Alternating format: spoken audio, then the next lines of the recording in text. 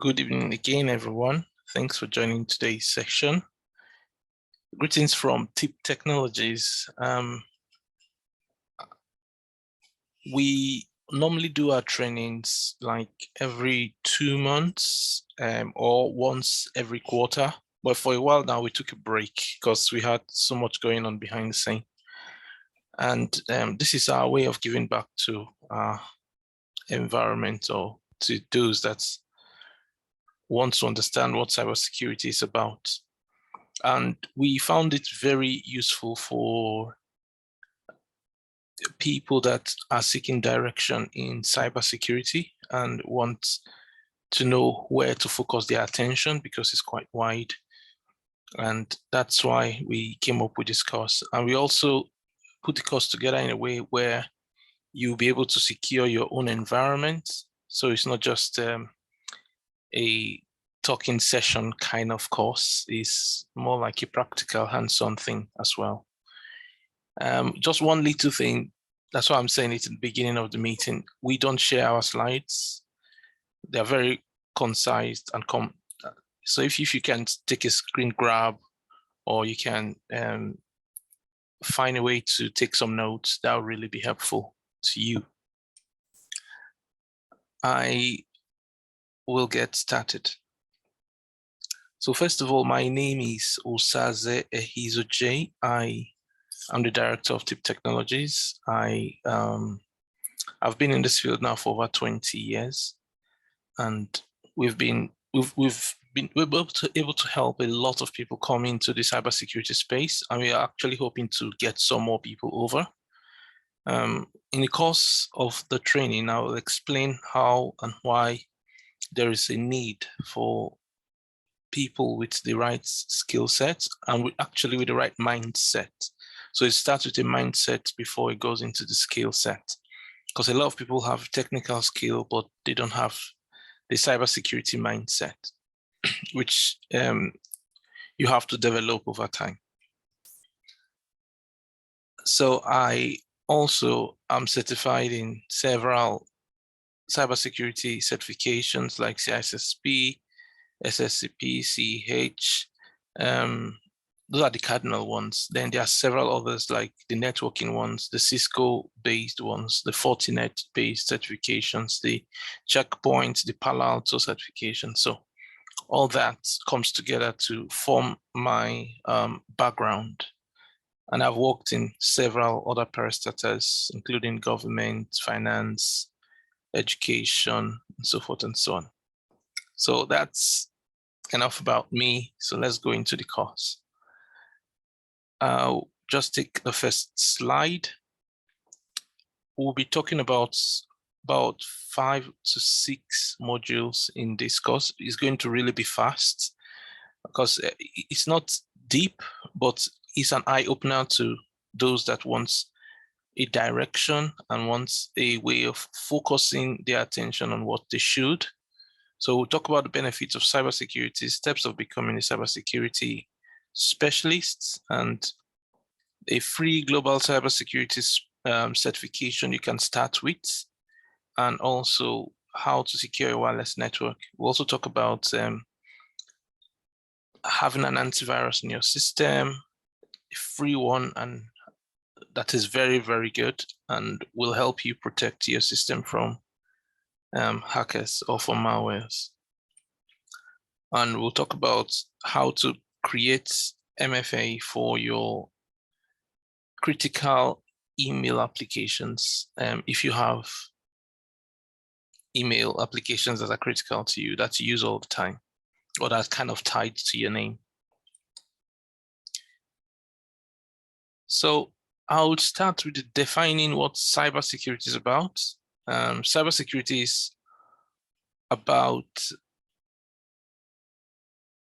well, it was coined from the word cybernetics, and cybernetics is derived from the Greek word Kubernetes, and which is relating to Kubernetes, meaning the gift of governance. It has something to do with leadership, order, with a way of policing things to make sure that they conform to a certain strata of order. So that's where cybersecurity came, or the name cyber came from. It's these days we refer to it as a body of technologies that processes and the practices and designs of anything that can be online. Could be network-based, it could be device-based, it could be program-based, but anything that's online. And what's the whole idea about the security bit is protecting the end user from attacks. So it could either be attacks that are imposed by the user himself, or attacks that are imposed by an external body, or attacks that are imposed by the system picking up things that it shouldn't be picking up. Okay, the benefits of cybersecurity is apart from you actually becoming a cybersecurity specialist and getting a good career, there are other side benefits where you have, which we'll talk about very soon. You have a way of fixing things in your mind to be able to protect yourself from hackers. It's not just on the physical PC or user system that you have, could be even on your television. You know, your TV can expose you, your fridge these days can expose you, your any IoT device you have can expose you. And you have that kind of mindset on how you think, it protects you from people that are not necessarily, you can't really call them crackers. You can just call them maybe script kiddies, people that are trying to fluff around and find out whose systems or whose environments are open that they can just access and do what they like. So some of the benefits are highlighted here. Identifying vulnerabilities and threats and risks will be easy for you to do with ease, and that has to do with internal and external risk assessment. To be able to conduct that automatically with your mind, like I just explained.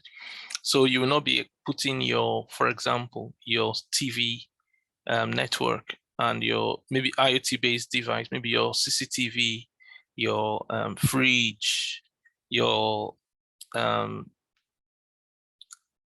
there are several things you can use for IoT these days. So anything that has IoT on it, right? You don't want to put those items on the same network as your laptops, which you use for work or which you use for your everyday kind of thing.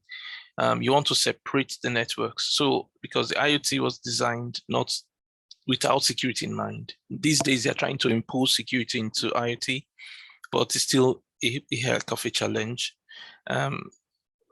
So if you have Alexa, for example, and you're using Alexa, you're just open to whoever that provider is that's providing you the Alexa service.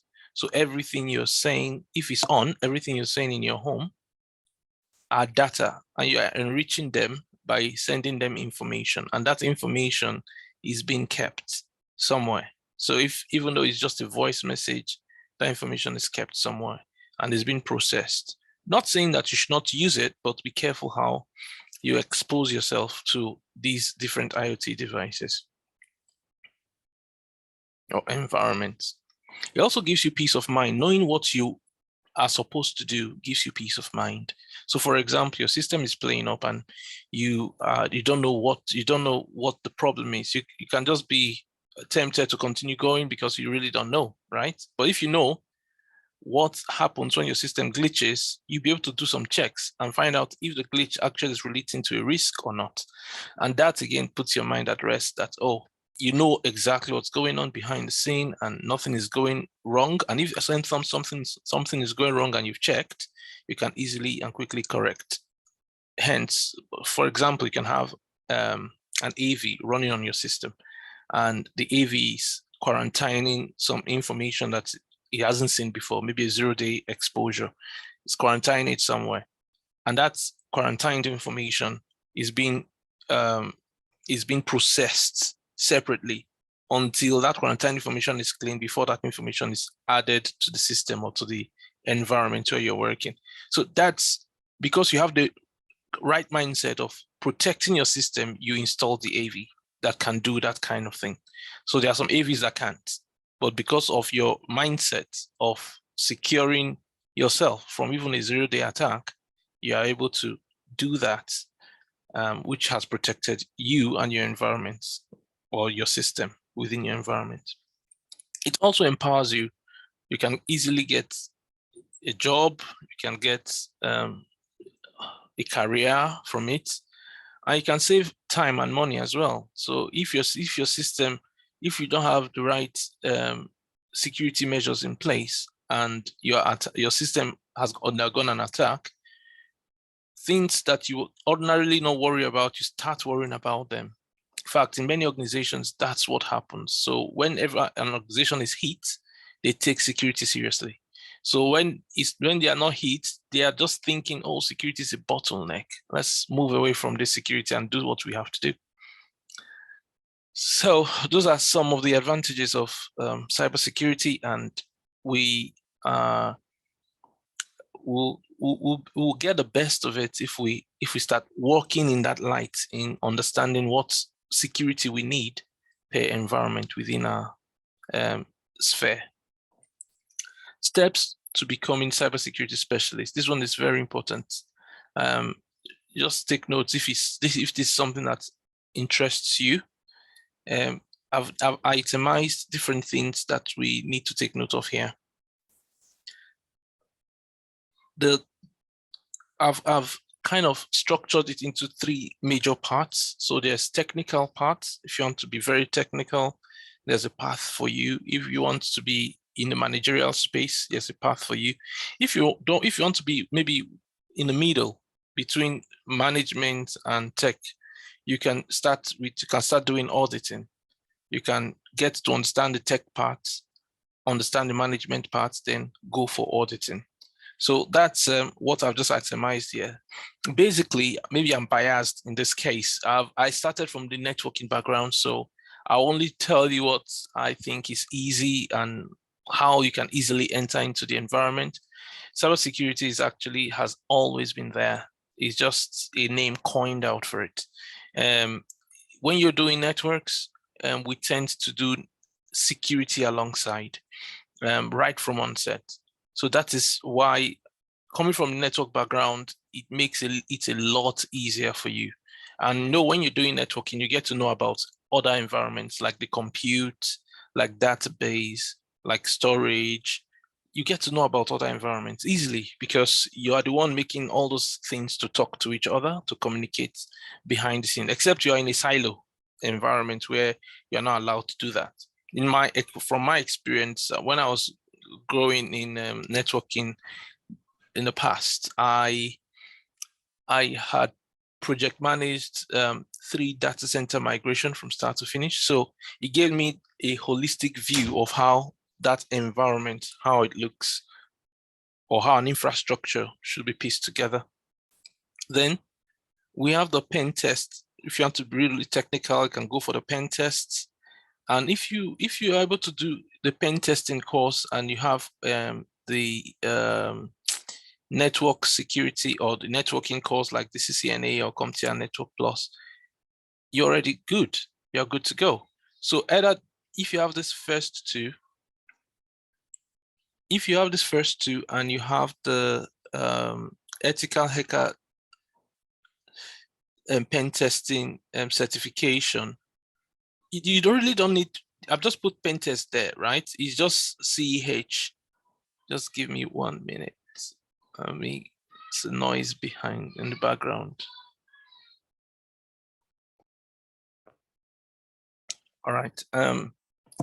So if you have the certified ethical hacker certification, you really don't need the certification. Okay, let me put it this way. You can get the material, read the material, understand the material, and be prepared for an exam, right?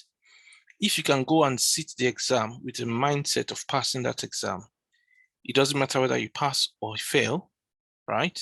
You have that skill set. So if you have that mindset, it will be easy for you to go for these exams. So I'll actually admonish people to get prepared to the level where you pass the exam. Go for the exam. Whether you pass or not, right? You can add that to your CV. that you attempted it or you've given it a first try. That alone gives the recruiter the mind to even give you a call. Then if you want to go for the auditing, you could go for CISA, CISM, or ISO 27001. These courses are very easy. They are based on standards, and there is one for NIST as well. But these are the ones that you can use for auditing, in my experience. So one of these first two, and any one of these first three, we give you the three different areas I told you about. So the technical, which is the CEH ethical hacker, then the audit, which is either the CISA or CISM, and the CISSP for the management, security management. So those are clear-cut parts. And if you focus in these areas, any of these areas, you will do well, because the market is actually in demand, high demand. High demand.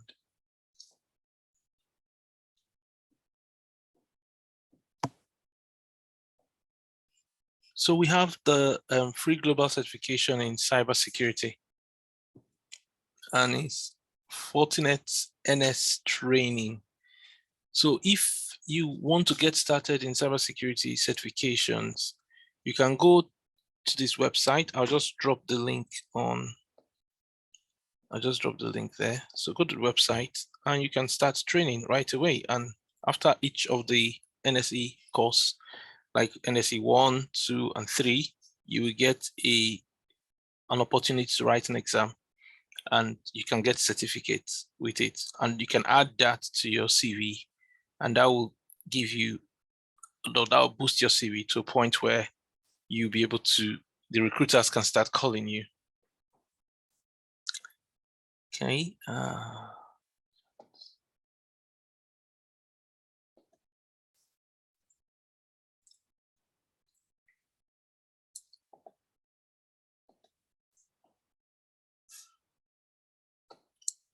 Okay. Just scroll to the bottom of that page and you will find the ones you don't have to pay for.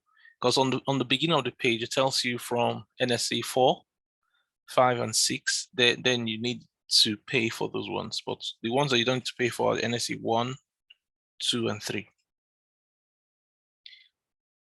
So now come to how to secure your wireless network. How would you secure wireless network? Some practical steps you need to take. So this is like a firewall within your environment, or maybe your broadband router that they've given you, and your internal network, right? That's how a typical environment would look. Well, let me go to the next slide. Something like this. So what I advise people to do is, behind that router, get another router, a wireless router, and connect it with a cable to that router, and then manually, or you can get a cable and connect between this router, this ISP router, to your IoT devices, like your television, like your printer, like your any gadgets that you have that's using internet. You can connect to it with wired connection.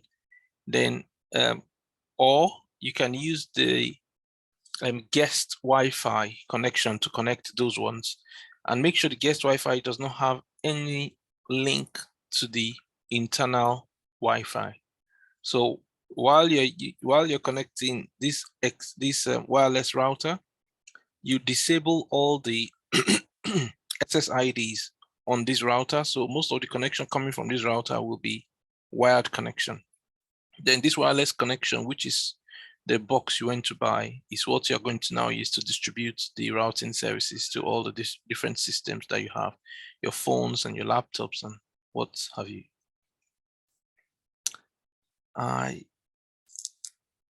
So there are some practical steps we need to take for wireless security. This is just exactly what I've explained. So you have the ISP modem. Some people will download this on their laptop use it for pfSense firewall. It's a software-based firewall. You can download it on your laptop and use that laptop to protect traffic coming in or out of your environment. So this is like the second switch I talked about that can you can use to connect to your Wi-Fi, your laptops, and from it connect to your IoT devices as well.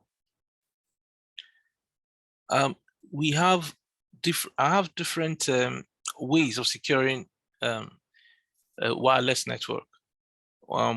For environments where you have people that try poking into your network to use your network services, what I advise is change your SSID name to something that is not the vendor's name. It just makes it a lot easier for them to not to be able to guess which vendor you are using, because the vendor will leave their name on their router box. So for example, if you're using a Virgin box, it will say Virgin 123 or VG something 123. So it's easy to guess that that's Virgin. So if you change the SSID name to something that's more customized, it will be a bit tougher for them to guess. Yeah, there are tools that you can use to scan and find out what particular device you're using, but then at least those that don't have those tools will not be able to access it.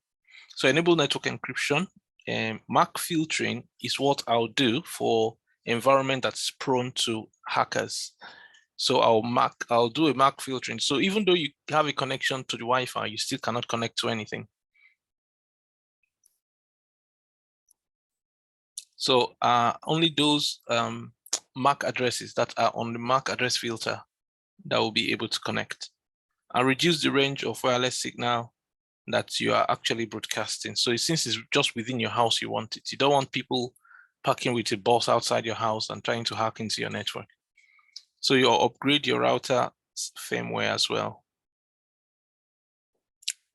I might be talking over your heads, might not understand exactly what I'm trying to say, but there's another forum where we can actually explain better and expand on these things that we are talking about.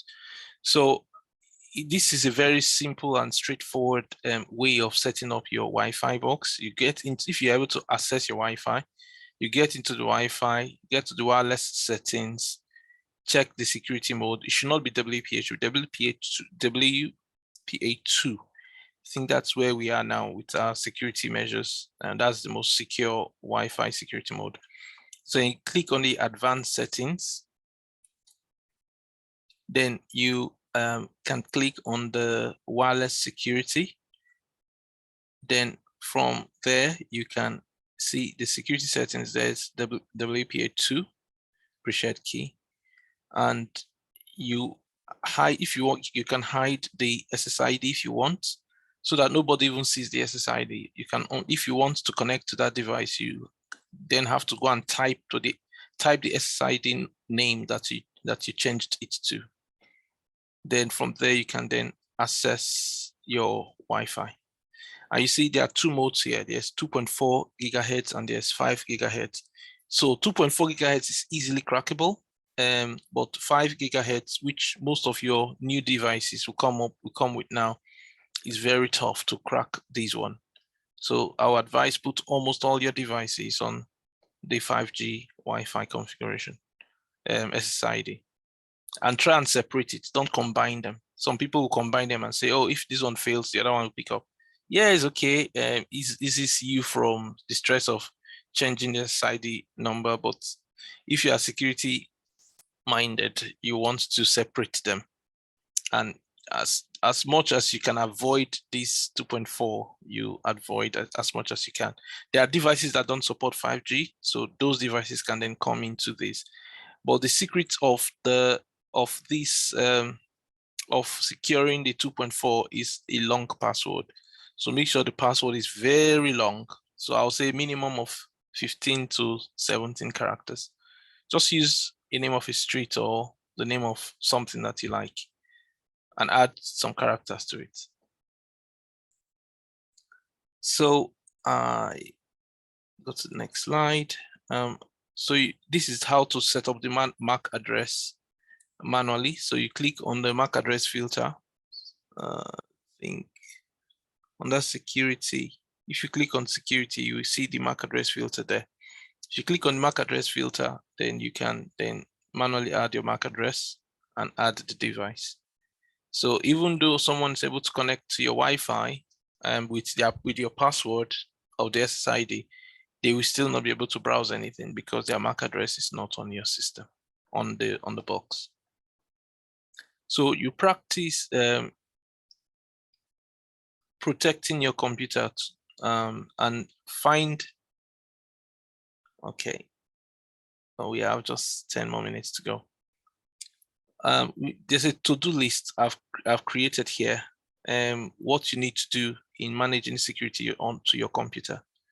So I've highlighted the main ones. Be aware of email attachments from unknown people, and do not download on unfamiliar software of the internet, and do not propagate chain mail. Then remove unnecessary programs or services and restrict remote access. Frequently back up important documents and files. So all these are some of the ones, but one of the main ones I would say you should take note of is upgrading your firmware on your devices or your operating system. So you see that click comes and says, oh, upgrade this system, the operating system. Don't ignore it. Upgrade it, because it comes with vulnerabilities that the attackers already know about.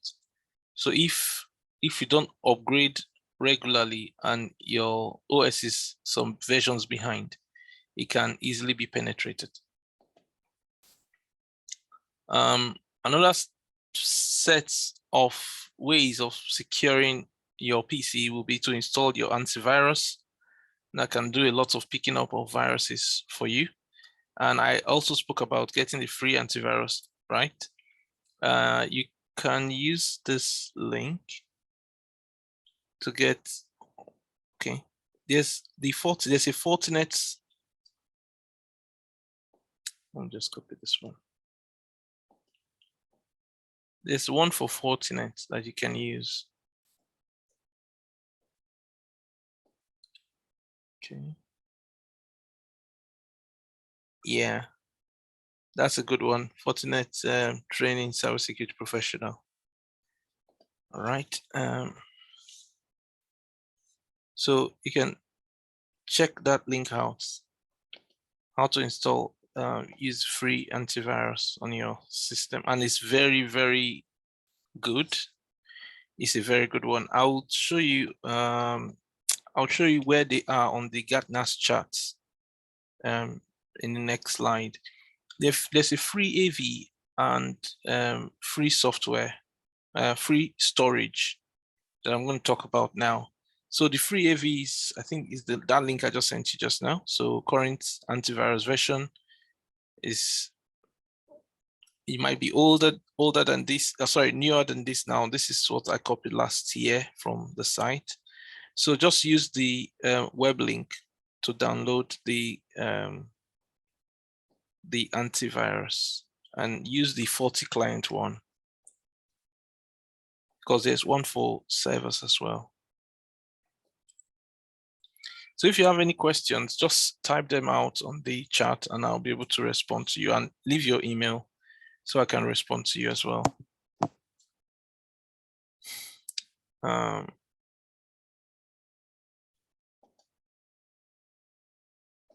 This is how to set up MFA.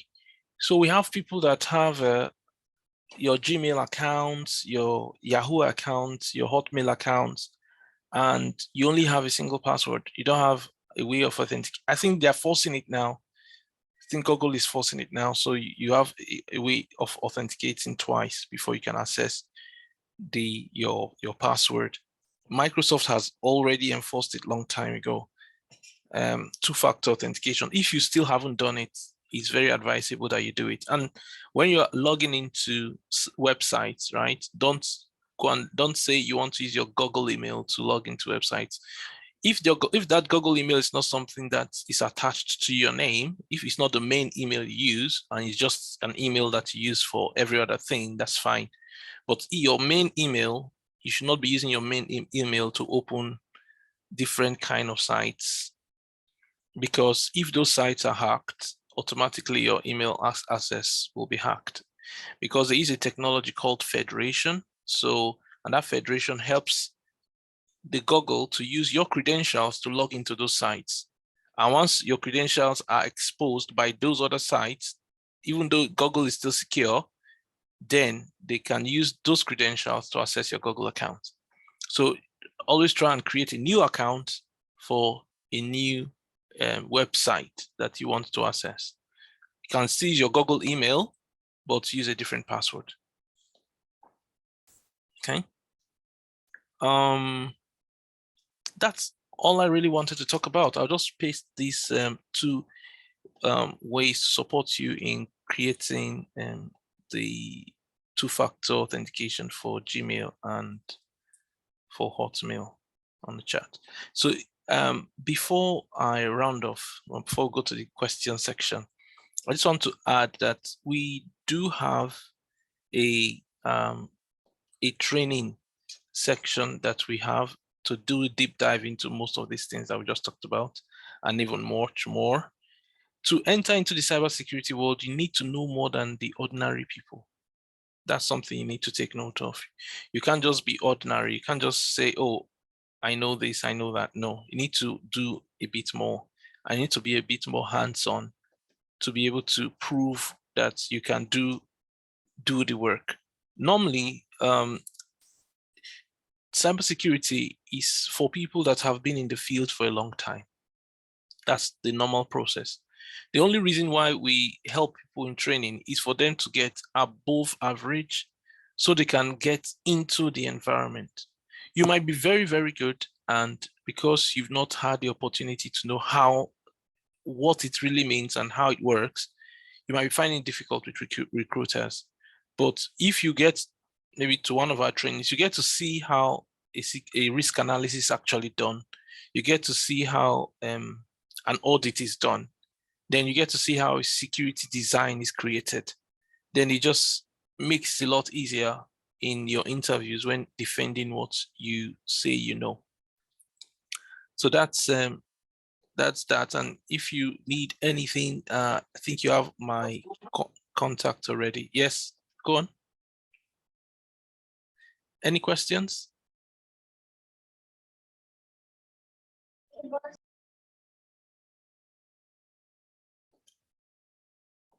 Yeah, any questions?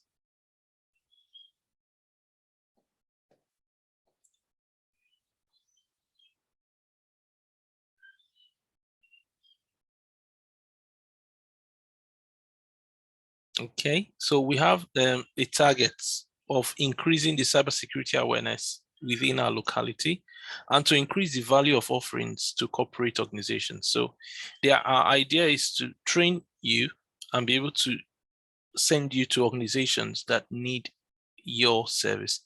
In many organizations now, they're looking for hundreds and hundreds of cybersecurity. Actually, some are actually looking for people that are willing to learn. Cybersecurity students that are willing to learn, not even that knows it, but are willing to learn. So it's something that is really in high demand. And one of the things I'll say is good for learning this cybersecurity course is determination. You have to be determined. You have to have a passion for it, because sometimes it can be tough. You have to have a passion for it. And with that passion, you'll be able to sail through. So thank you very much. And if you have any question, you could ask.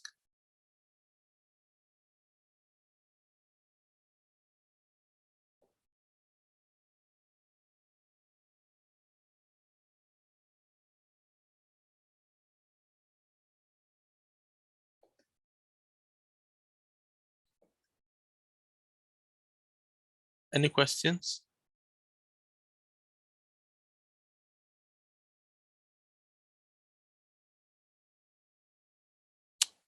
All right.